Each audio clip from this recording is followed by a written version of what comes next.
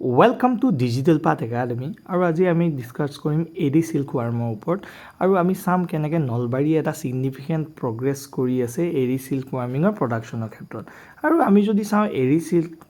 আমাৰ যোনটো AD silk culture আছে বা এগ্ৰিকালচাৰ আছে সেইটো মেইনলি আপোনাৰ ব্ৰহ্মপুত্ৰ ভেলী অফ আসামতে কনফাইন হৈ আছে ঠিক আছে কিছু নেবাৰিং ষ্টেটেও কৰি আছে যদিও যেনে অৰুণাচল মণিপুৰ মেঘালয়া নাগালেণ্ড ঠিক আছে এইবিলাক খুব কম পৰিমাণত আপোনাৰ এডি সিল্ক ৱাৰ্মৰ প্ৰডাকশ্যন কৰি আছে কিন্তু মেইনলি আমি চাবলৈ পাওঁ যে এইটো অসমতে হৈ আছে আৰু এইটো বেচিকেলি এডি সিল্ক ৱাৰ্মৰ আমি যদি ফিচাৰ্ছ চাওঁ এইটো আপোনাৰ ফাৰ্ষ্টটো হৈ গ'ল যে ই মাল্টি ভলটাইন হয় মানে ই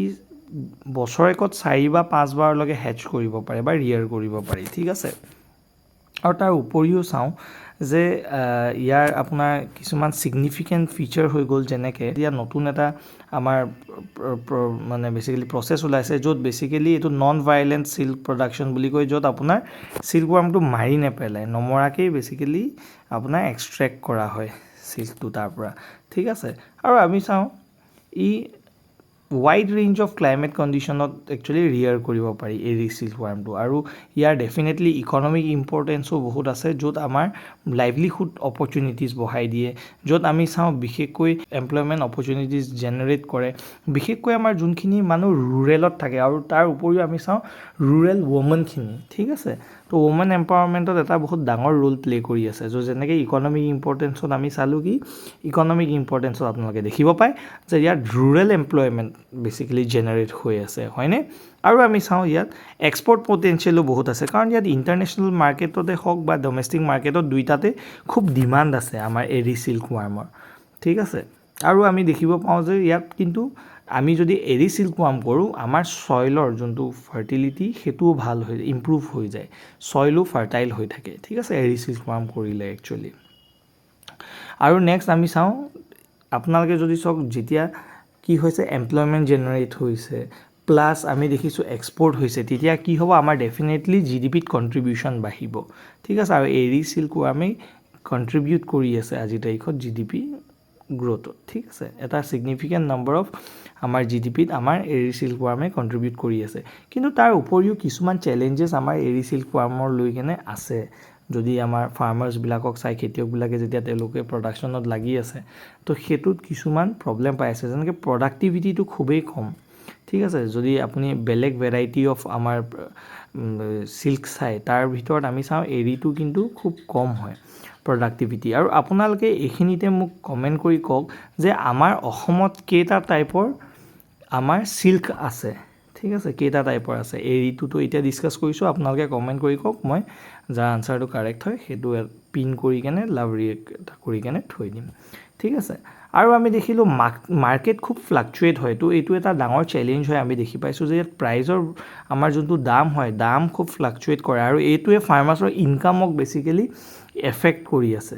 আৰু আমাৰ দেখোঁ যে আমাৰ ভাল টেকন'লজি ছিগনিফিকেণ্ট টেকন'লজিও নাই মডাৰ্ণ টেকন'লজি এতিয়াও আমি দেখিব পাওঁ যে গাঁও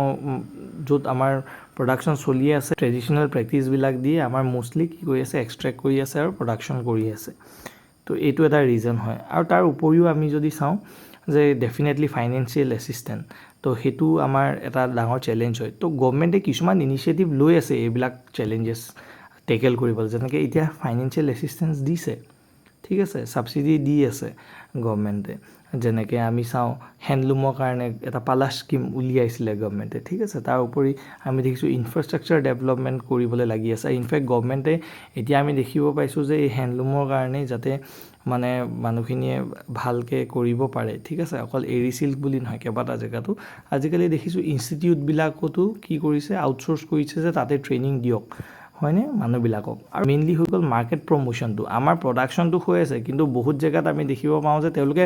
মাৰ্কেটটো বিচাৰি পোৱা নাই ঠিক আছে লোকেল মাৰ্কেট তেওঁলোকে পাই আছে কিন্তু তেওঁলোকে বেলেগ মাৰ্কেট এক্সপ্ল'ৰ কৰিব পৰা নাই কাৰণে দেট ইজ মাৰ্কেট লিমিটেশ্যনটো one of the major problem হয় কাৰণে এতিয়া মাৰ্কেট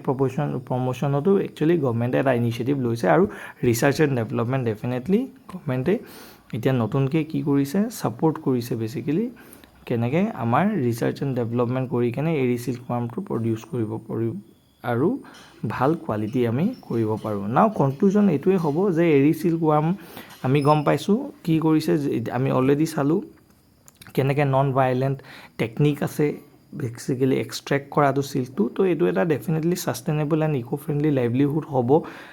আৰু ৰুৰেল আমাৰ যোনখিনি কমিউনিটিজ আছে তেওঁলোকক এটা বেটাৰ অপৰচুনিটি দিব যাতে তেওঁলোকৰ ষ্টেণ্ডাৰ্ড অফ লিভিংটো হাই হয়